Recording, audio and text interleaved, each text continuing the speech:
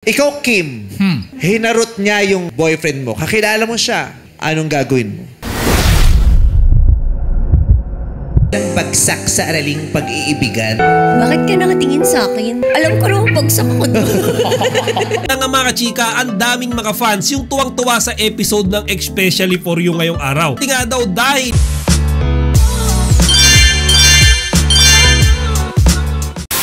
magandang araw mga kachika! Rigel po ulit ang inyong Chika Patrol!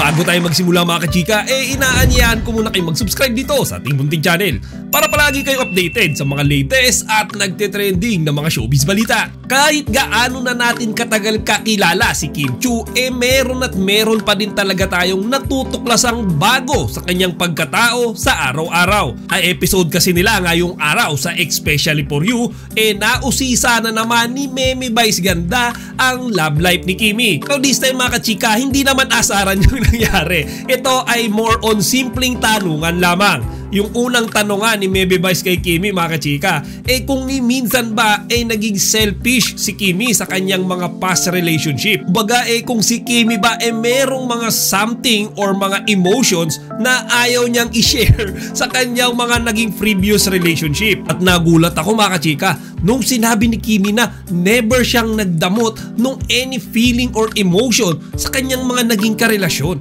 Which signifies mga kachika, sobrang loving pala talaga ni Kimi. Tama nga yung sinasabi nila na talagang all out talaga si Kimi kapag nagbigay. Kumbaga wala na siyang itinitira sa sarili niya. Ibinibigay niya na sa kanyang partner, wala na siyang ipinagdadamot. Ganun pala siya mga kachika. Panoorin nyo to.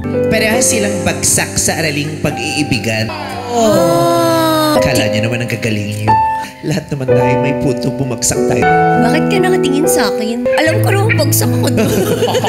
Meron kang mga bagay na hindi mo gustong i-share sa iba. Akin lang? Akin lang to ha. Sasabi mo Hindi na. po. Kailangan ba yun?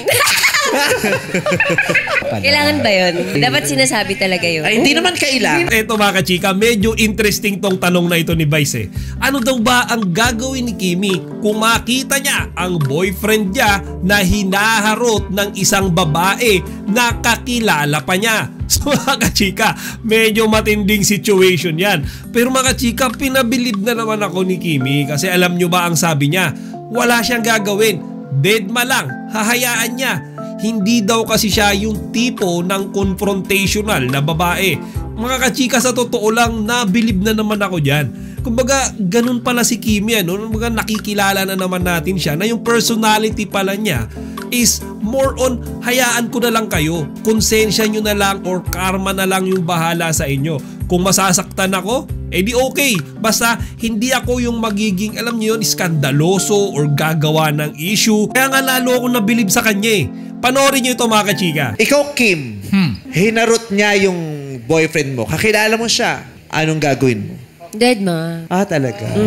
Wala na. Ano na lang nila, konsensya na lang nila yung mag-uusig sa kanilang dalawa. Hindi mo na pag-aaksayahan ng oras, Pag nakita kayo ni girl, anong gagawin mo? Nung 1 week nakita kayo ni girl. Wala.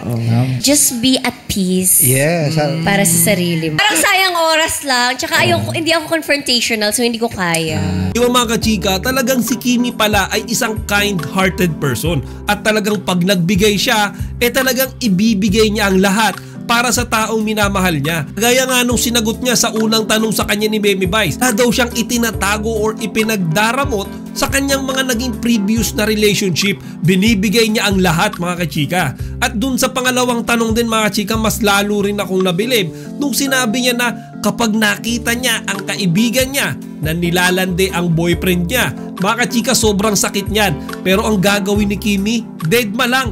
Hindi siya magiging iskandalosa. Piling siyang endure lahat ng pain sa certain situation na yon dahil hindi nga daw siya confrontational na tao.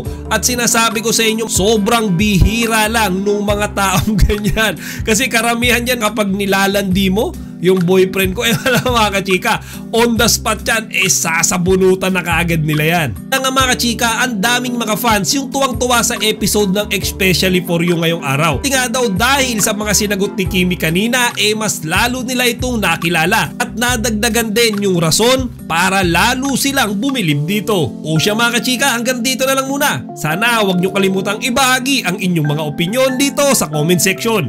Chika Patrol signing out! Yung kalimutan mag-like, comment, and subscribe. Para sa iba pang mga celebrity news, i-click lamang ang mga videos na ito.